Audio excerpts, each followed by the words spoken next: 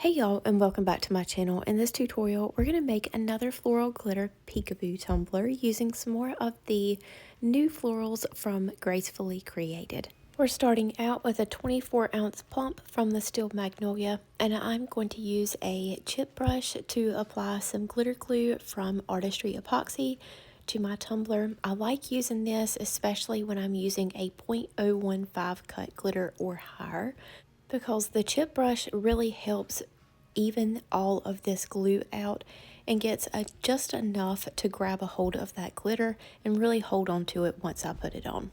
We're using Brilliant from PDB Creative Studio, and I'm just going to dump that all over my cup. Roll it in a piece of printer paper or parchment paper to flatten our glitter out so that we can minimize the amount of epoxy layers and sanding that we have to do before we add on our stencils. Also, you may notice that I do not glitter the bottom of this tumbler. A lot of times I forget to say that in the tutorials. If I'm doing a peekaboo and I have no intent of going over the edge of my tumbler with a peekaboo stencil, then I will not glitter the bottom of the tumblers, just to help eliminate sanding around that bottom rim and get a nice even coat of paint on that bottom once we spray paint. I allowed my glitter glue to dry for 2 hours, and then I spray sealed it with a Rust-Oleum matte clear coat, giving it this 2 coats of epoxy once my spray paint had dried, sanding in between the layers of epoxy, so I only need 2 to get this tumbler smooth before we add on our stencils and spray paint. I sized my stencils by creating a shape the exact dimensions of my tumbler in Design Space, and then laid these out so I know that they are going to fit perfectly once I apply them to my tumbler. I usually put the larger stencil on the back and the 2 smaller ones on the front side, just at the top and the bottom.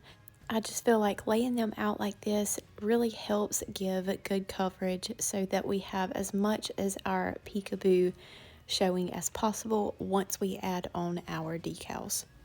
Make sure that you do use a removable or temporary vinyl. I have tried to use stencil vinyl for this design, but the details are so fine, it's really hard to cut these and get them perfect on a stencil vinyl, so I always use temporary.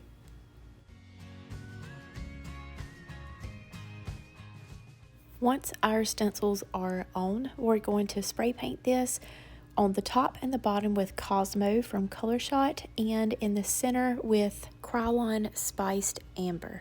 2 colors that you definitely would not think about putting together, at least I wouldn't, but I saw them sitting together just coincidentally on my shelf and thought, I wonder what those would look like together on a tumbler.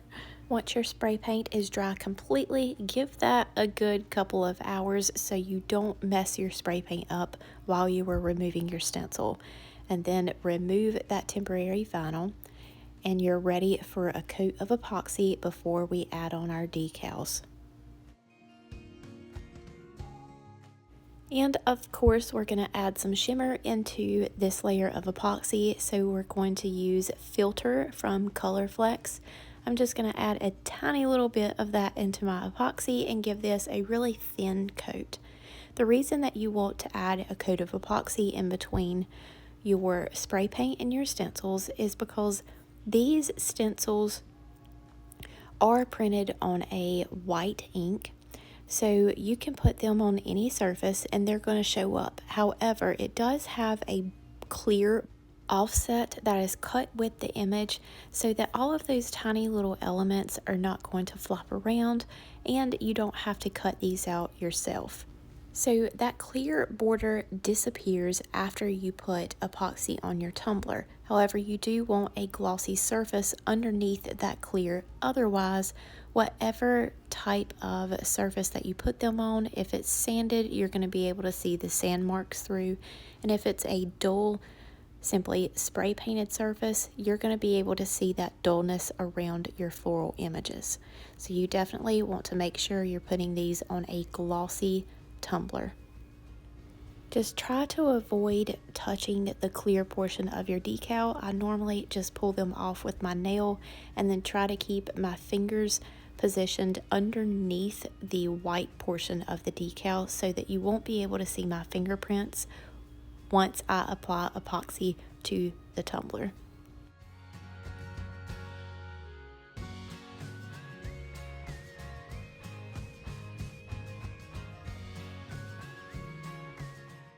Once all of our florals are on, it is time for our final layers of epoxy.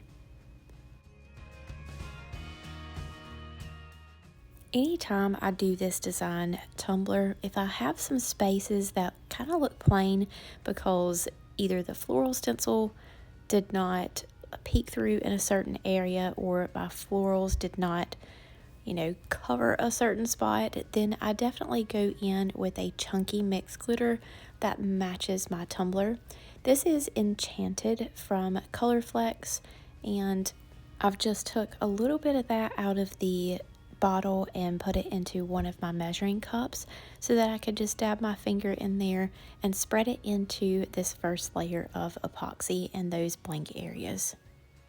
I actually got a couple of pieces by accident over top of some of my floral images, and I really liked the way that it looked, so I decided just to add it all over the entire tumbler. Since we could see the florals through the glitter and it didn't take away from the overall design, it just felt like it really added to it. Now in this video, this tumbler still did need a final coat of epoxy, so you will see a couple little bumps or divots in the epoxy. But I really love how this tumbler turned out. The color combination just really makes me think of warmer weather, and I am dreaming of it right now. You can get these florals at GRACEFULLYCreatedCCD.com. I will have that linked below, as well as my coupon codes for those and all other materials that I did use in this tutorial. If you have any questions, just drop them in the comments below. That is all for today. Thank you all so much, and we will see you next time.